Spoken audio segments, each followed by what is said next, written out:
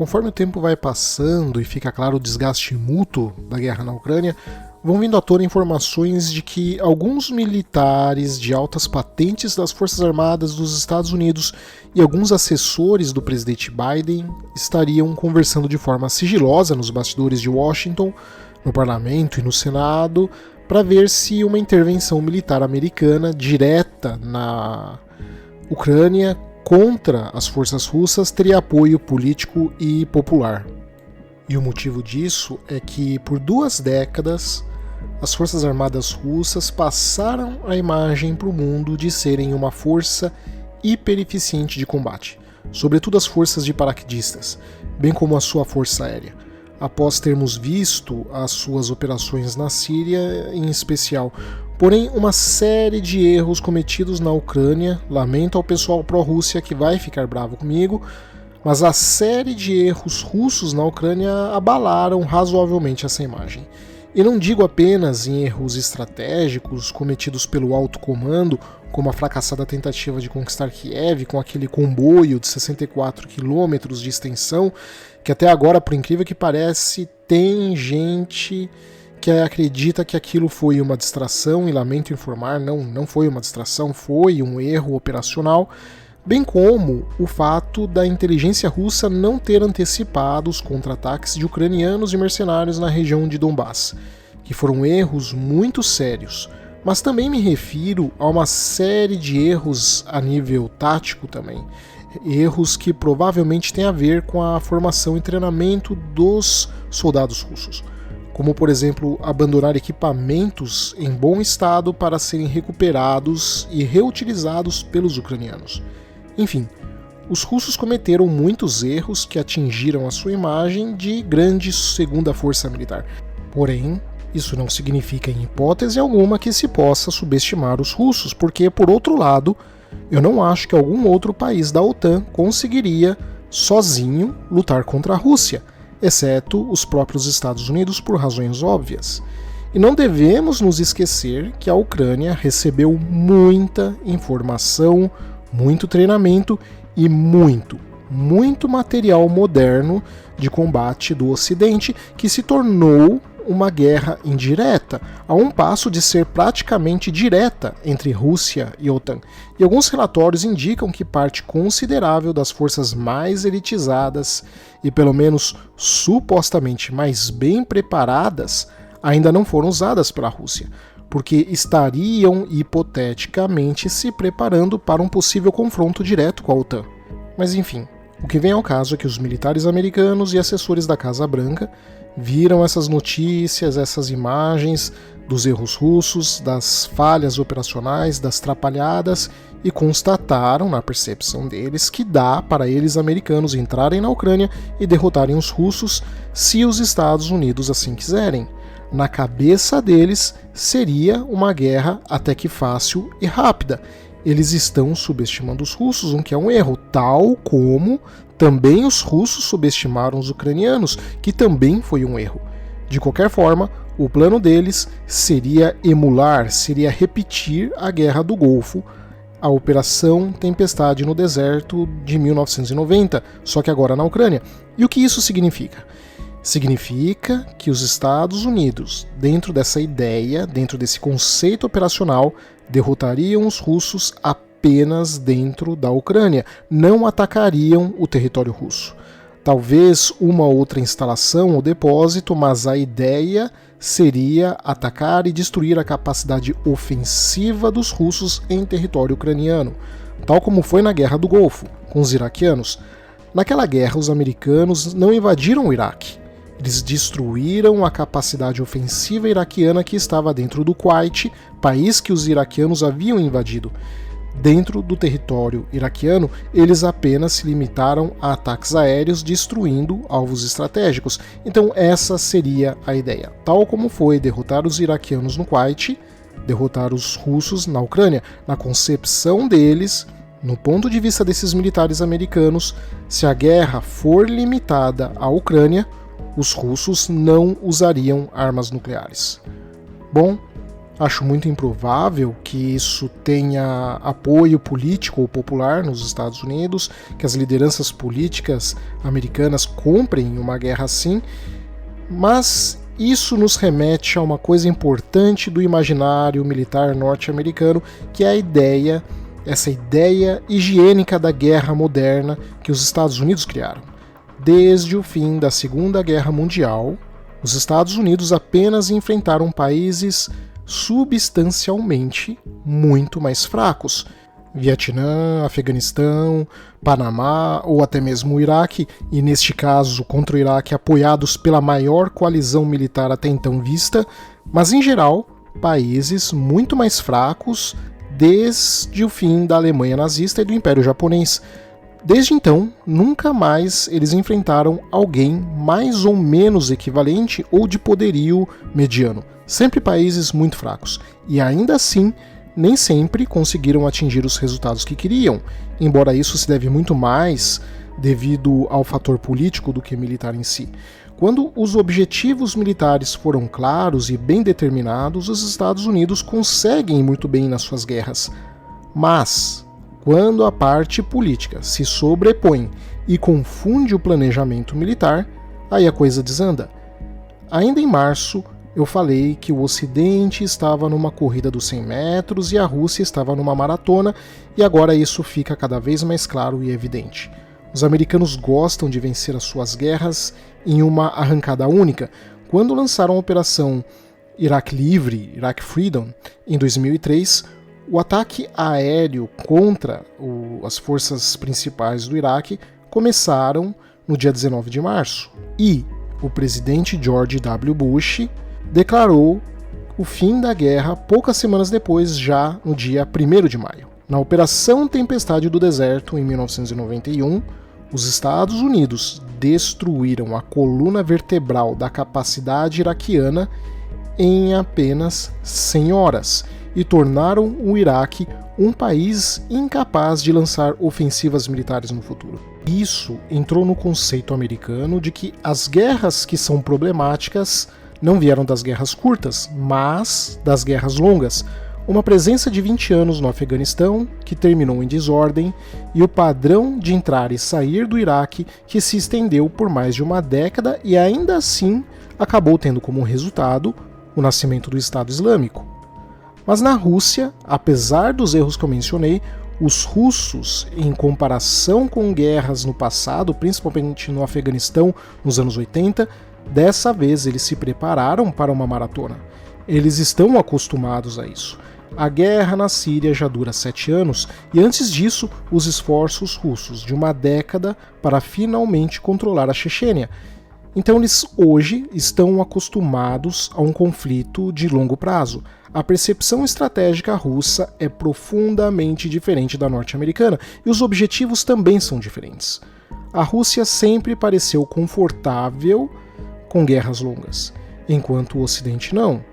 Isso é uma coisa que muita gente que analisa na base da torcida e acha que a Rússia seria facilmente derrotada não entende.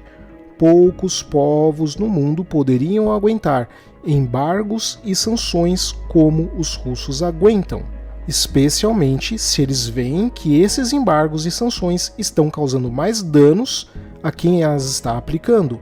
O governo Obama assumiu com toda a certeza do mundo de que a Síria iria se transformar no atoleiro russo e que os russos se arrependeriam de sua intervenção. Mas longe disso, ao assegurar o governo Assad, a Rússia assumiu o crédito pela derrota dos grupos jihadistas na Síria e ganhou muitos pontos com vários países da região. Ganhou direitos de longo prazo para sua base aérea e naval na Síria e garantiu a presença de um aliado enquanto enfraquecia aquilo que eles viam como esforços dos Estados Unidos para expandir a sua hegemonia no Oriente Médio. O que nos leva de novo aos Estados Unidos na Guerra do Golfo em 1990, porque esqueça esse padrão de guerra, como foi a Guerra do Golfo, a Guerra do Iraque, a Guerra do Afeganistão, embora essas duas foram muito problemáticas, mas em geral esqueça esse tipo de guerra que os Estados Unidos travaram de forma relativamente higiênica, rápida, simples, com a tecnologia norte-americana sendo vastamente superior à dos seus inimigos. Essa não é a realidade normal da guerra no mundo. De certa forma, eles, e até mesmo o mundo também, ficou, entre aspas, mal acostumado com essas guerras rápidas, limpas e higiênicas que eu mencionei, porque nos últimos 30 anos eram os Estados Unidos lutando sempre com países pateticamente mais fracos. Aliás, muito antes até do que 30 anos. Você pode até dizer que mesmo assim, mesmo com toda essa tecnologia, eles não ganharam as guerras, é verdade, mas essas guerras não foram ganhas por fatores políticos, porque do ponto de vista militar, não tinha como enfrentar os Estados Unidos. As forças de resistência sempre conseguiram levar a guerra para atingir os Estados Unidos em outras esferas, principalmente a psicológica e a política. Mas na parte militar não há o que falar. A parte militar, os Estados Unidos sempre ganharam seus combates, as suas guerras. Então, na Guerra do Golfo, em 1990, é importante eu falar dela porque os Estados Unidos foram apoiados por quase todo o planeta quando enfrentaram o Iraque, que havia acabado de invadir o Kuwait. Foi uma guerra brilhante do ponto de vista estratégico, porque tudo foi brilhantemente fechado. A ideia na Guerra do Golfo não foi invadir o Iraque, foi derrotar a capacidade ofensiva iraquiana quando eles invadiram o Kuwait, destruir os iraquianos dentro do Kuwait, e não invadir o Iraque ou derrubar o Saddam Hussein. Então preste muito atenção nisso, porque isso é importante. Foi uma guerra onde ou a maior parte dos países do mundo auxiliaram os Estados Unidos com o envio de forças armadas, ou os que não enviaram forças militares bancaram com a ajuda financeira a Operação Tempestade no Deserto, que é o nome da operação da Guerra do Golfo. Então foi uma guerra barata economicamente e politicamente. Mas isso não seria repetido aqui na Ucrânia. A Operação Tempestade no Deserto foi muito, muito bem desenhada, porque o foco era claro, realista e objetivo. Destruir a capacidade ofensiva iraquiana, destruir as colunas iraquianas dentro do Kuwait. Não houveram soldados ou tanques americanos invadindo o território do Iraque. Era apenas libertar o Kuwait da presença de tropas iraquianas. Então foi uma guerra perfeita em absolutamente todos os sentidos possíveis. Então esse modo de fazer guerra se tornou o modelo perfeito porque basicamente ela fechou totalmente 3 quesitos fundamentais da guerra. O primeiro quesito, o político, onde praticamente todos os países do mundo apoiaram os Estados Unidos. O segundo, porque foi barato do ponto de vista econômico para a administração norte-americana, porque os países que não enviaram soldados e equipamentos militares ajudaram financeiramente, deram dinheiro, ajudaram a financiar a operação para os Estados Unidos. E terceiro, e fundamental para você entender, era militarmente realista. Os objetivos eram práticos e claros: derrotar os iraquianos no Kuwait. Algo preto no branco, simples, não havia nada secundário. Então esses 3 pontos caíram como uma luva e fizeram a Guerra do Golfo o modelo de guerra perfeita. Mas as coisas mudaram a partir daqui. Nos 30 anos seguintes, os Estados Unidos mantiveram uma média de quase 3 guerras por década, e nenhuma delas fechou esses 3 quesitos que eu acabei de mencionar ao mesmo tempo. Politicamente, a única guerra que foi amplamente apoiada no cenário internacional foi em 2001, no Afeganistão. Os Estados Unidos tiveram apoio da grande maioria dos países para invadir e derrotar o Talibã no Afeganistão. Ok, mas só isso. A partir daí, não houve mais ajuda econômica dos outros países e os Estados Unidos passaram a ter que bancar totalmente as suas próprias aventuras militares sozinhos.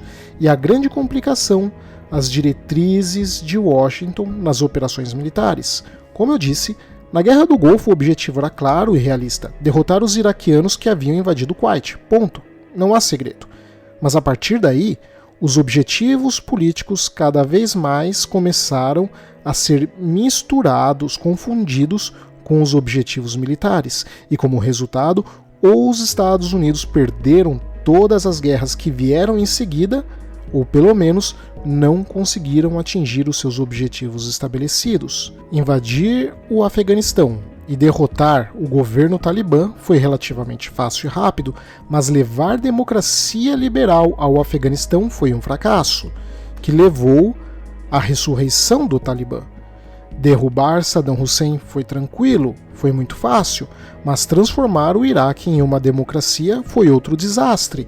Assim como foi derrubar o Gaddafi, foi fácil também, do ponto de vista militar, mas a Líbia se tornou um país dividido e ainda mais longe de ser uma democracia hoje do que quando o Gaddafi estava vivo. Estou falando isso porque o ponto é, militarmente, o mundo ficou acostumado a guerras rápidas e limpas, que derrubavam governos em semanas, embora a guerra na parte política acabava demorando vários e vários anos. De modo geral, nós não vimos há 30 anos nenhuma guerra em larga escala aonde os dois lados tivessem algum equilíbrio de forças, porque eu repito, basicamente eram os Estados Unidos, a nação mais forte do planeta, atacando países pateticamente fracos. Achamos que isso seria a realidade da guerra. Veja que a Rússia era no início do conflito muito mais forte do que a Ucrânia, mas a diferença não era tão absurda, não era tão gritante como, por exemplo, entre Estados Unidos e Afeganistão, Estados Unidos e Iraque, até porque o Iraque em 2003 ainda não tinha se recuperado da surra de 10 anos antes. Estava economicamente devastado, sem novos equipamentos, com infraestrutura destruída e tecnologicamente isolado do mundo. Mas aqui na Ucrânia não. A diferença entre os dois era grande, mas não era tão absurda como nesses casos que eu mencionei. E, obviamente, essa diferença foi diminuindo conforme foram chegando as armas ocidentais que inundaram os arsenais ucranianos. O mundo não estava e não está preparado para uma guerra equilibrada entre duas forças que têm essa proporção de grandeza, especialmente que estão tão inseridas no mercado global. E isso está afetando todo o equilíbrio econômico mundial que foi construído em cima desse pilar de guerras rápidas pelos últimos 30 anos. Até porque os casos que eu mencionei eram de países razoavelmente pouco importantes na economia mundial ou então na cadeia produtiva global. A devastação do Afeganistão, Iraque, Líbia e Iugoslávia não afetaram em nada os mercados. Um pouco, bem pouco, talvez o Iraque e de forma temporária. Mas agora é diferente porque essa guerra entre Ucrânia e Rússia é uma guerra de atrito que está demorando e está arrastando a economia mundial junto e vai derreter principalmente a capacidade econômica e industrial europeia. Então não há chances dessa guerra, caso os Estados Unidos entrem diretamente, ser uma versão da Tempestade no Deserto 2.0. A situação aqui é vastamente mais complexa, será um conflito mais sangrento do que o que os Estados Unidos estão acostumados. Além disso, não há indícios que, caso os russos sejam derrotados na Ucrânia, eles simplesmente vão pegar as malas, desistir e ir embora. Caso os russos estejam em vias de serem derrotados na Ucrânia, eles irão usar armas nucleares. Até porque, quando os Estados Unidos, na Guerra do Golfo, destruíram a capacidade ofensiva iraquiana que eu mencionei, e apesar de não terem invadido o Iraque por terra, 13 anos depois, eles acabaram por entrar no Iraque, em 2003. Então, uma derrota russa na Ucrânia agora, na percepção de Moscou, significará que, em uma década, a próxima guerra será dentro da própria Rússia, e isso é algo que eles não irão permitir. Então, para eles, a guerra na Ucrânia será a sua última chance de guerra, de levar danos ao Ocidente, porque se eles perderem ou desistirem, o seu próprio futuro é que vai estar em risco. E é por isso que eu tenho certeza que, caso eles sejam derrotados ou sintam que vão ser derrotados, eles irão utilizar as armas nucleares, porque para eles, da percepção da Rússia, não há opções. Essa é a última linha, essa é a guerra final na defesa da Rússia contra o Ocidente. Não se trata de concordar comigo, porque não é a minha percepção, mas tem sido a percepção pregada em Moscou nas últimas 2 décadas. Então, acredito que antes do fim do ano podemos ter algo muito grande, muito forte nessa guerra. Algo que irá marcar não só a guerra da Ucrânia, mas a própria história, e que provavelmente irá definir o futuro dessa guerra e talvez da humanidade. Em breve, ou teremos uma negociação de paz, onde a Ucrânia irá ceder parte do seu território para a Rússia, ou veremos algo grande. Obrigado a todos, espero que tenham gostado e não se esqueçam de se inscrever no canal e compartilhar o vídeo com todo mundo que vocês conhecem para ajudar o canal a continuar crescendo. E um mega hiper especial obrigado aos membros do canal que têm ajudado para que eu continue trazendo conteúdo de geopolítica genuína para vocês. Abraços e até a próxima.